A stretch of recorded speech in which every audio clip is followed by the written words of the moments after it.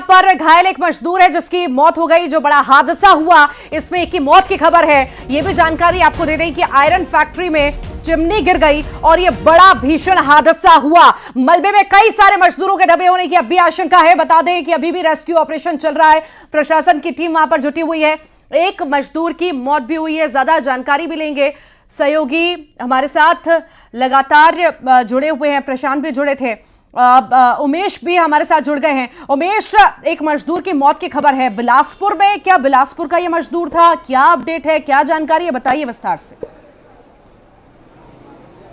देखिए, ये पूरी घटना जो है सरगांव की है और यहां पर जो कुसुम स्टील प्लांट है उसका जो डस्ट कंटेनर है उसके गिरने की वजह से ये भीषण हादसा हुआ है। इस हादसे में एक मजदूर की मौत हो गई है, दर्दनाक मौत हुई है। इलाज के दौरान मौत हुई है।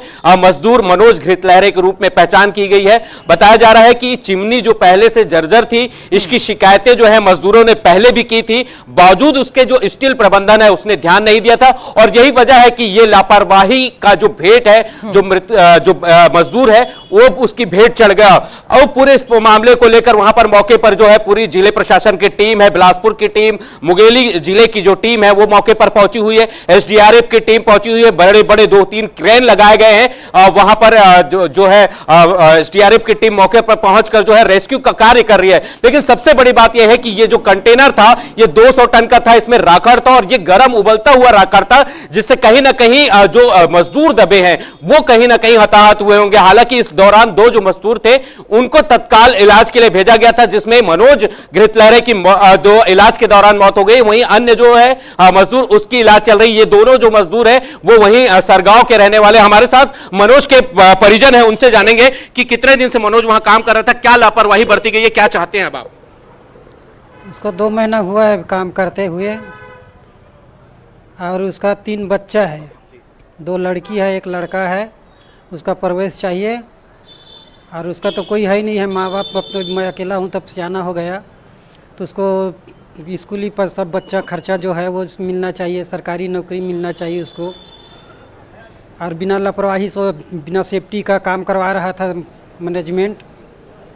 अब इतना ही जानता हूँ मैं जी। हमारे साथ चचेरे भाई भी हैं उनके, उनसे जानेंगे जी किस तरीके की घटना हुई थी और क्या वजह मानते हैं, क्या लापरवाही पहले भी हुई थी, वहां पर शिकायत भी हुई थी?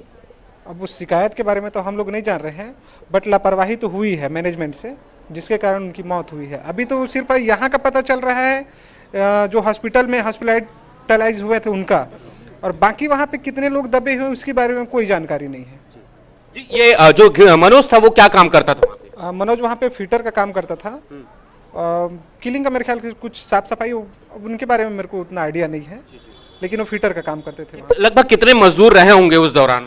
उस दौरान तो कम से कम 12-14 मजदूर रहे होंगे। जी। उनकी कोई सूचना मिल रही है अभी तक? नहीं, वहाँ पे मैनेजमेंट से हमको कुछ पता नहीं चल रहा है। प्रशासन जानकारी दी? नहीं, कुछ नहीं, अभी तक हमारे पास कोई फोन भी नहीं आया है। जी, अब आप क्या चाह रहे हैं? आप परिजन हैं, क्या चाह रहे हैं इस पूरे मामले में? देखिए, मेरे घर की हालात ऐसा है, वो एक कमाने वाला था और घर में कोई नहीं है। एक मेरे चाचा जी हैं और इनका मिसेस हैं और वो हैं, और उनके 3 छोटे छोटे बच्चे हैं। एक 7 साल की है और एक लड़का है वो 6 साल का है और एक 2 साल की बच्ची है। उसकी परवरिश कैसे होगी अब?